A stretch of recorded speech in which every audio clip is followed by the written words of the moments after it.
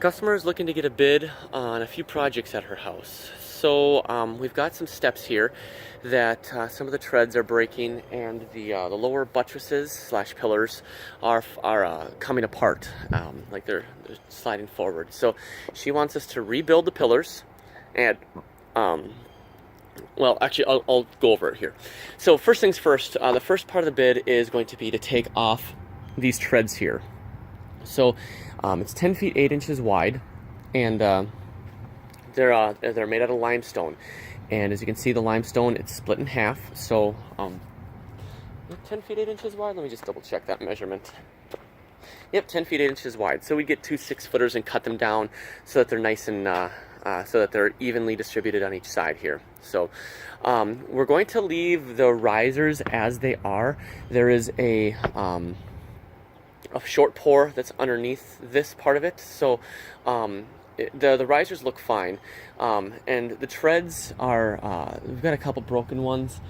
I suggested that we replace them all because I'm afraid that if we try to pop a few free, that they're just going to break. So we're bidding to replace them. All right.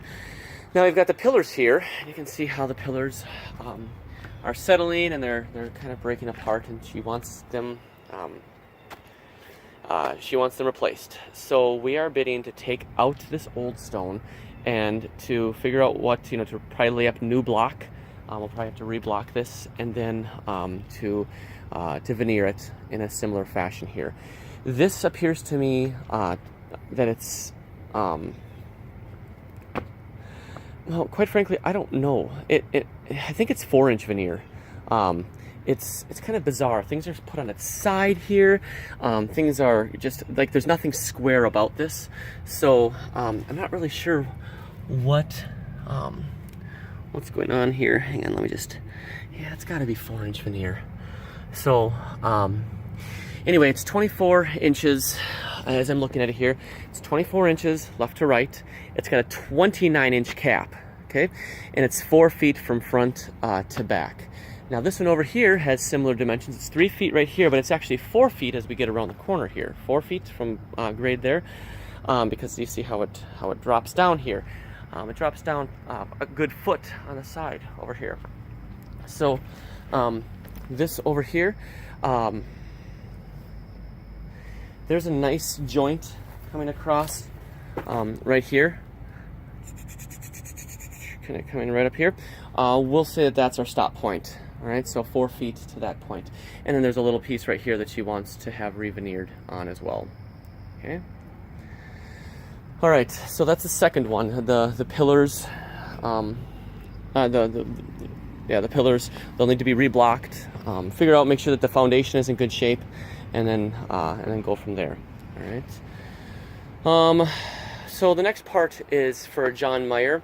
I've got the dimensions of this, but they want to have this repoured. You see how there's a crack right here? It would need to be repoured, and so Jack would need to take this out and report, and it's dyed. It looks like it's a pink or a brown, like a brownie pink. I told him that it's not going to match, but because they have more over there. But we'll see what John can come up with here. So the next part is this area down here. So we've got this, once again, this concrete that's down here. We'll do a line item as well for this. We would do this out of limestone. This first pad is 6 feet deep, and it is 13 feet 7 inches long here, and it's got a little bit of a flare, so make it 14 feet 7 inches. So that way there's like a little bit of a flare on each side of it.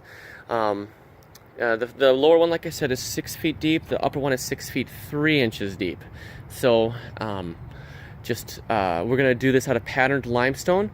Now this tread, this riser that's right here, because we want it to look the same as that over there, we're going to need to pour something for that, and probably do a veneer of some sort. So get some frost footings in. I told her it's going to be a little more expensive, but otherwise it would look completely different than what's on the rest of their house here. So, all right. So we've got the riser, or the step, the front area with the buttresses, the pillars. We've got the treads being replaced. We've got the concrete on the top, and then we've got this lower area right here as well. All right, now we're going to go into the back. The backyard is a little bit, it's going to be for later, but we're still going to bid on it at this point. So they've got a Chilton wall. It looks like it's trying to be rose. I don't know what the heck it's actually doing. We've got a set of walls that's going around here and coming around and ending over at the house. So it starts out at 6 inches high over here, and it is 35 feet long coming along here to where it splits over here. Where it splits, it is 30 inches tall. Okay, it's 30 inches tall at this tall point. So we've got 18 inches in the front and 12 inches in the back as it comes along, and it's both of these step up. So though it's 18 and 12 here, it's 24 and 19 around the far side. So 24 on the lower and 19 on the upper, and that is 16 feet from corner to corner over there. And then there's 3 feet of space in between, 3 feet of space in between the walls, and then a 6-foot return. 3 feet of space and a 6-foot return. And then a similar thing over here. So on this side, we need a bid to reset these steps, I'm sure. So we've got 1, 2, 3, 4, 5, 6, 7, 8, 9, 10. 10 steps. We'll be able to reuse this material. If we're taking this out, we'll be able to reuse the steps. Then for this side of the wall, I have got 7 feet from the corner here to where the wall comes together right here. 7 feet. Okay, and this lower area is 30 inches tall, and the upper area is 24 inches tall, so 30 and 24, and they come together right here.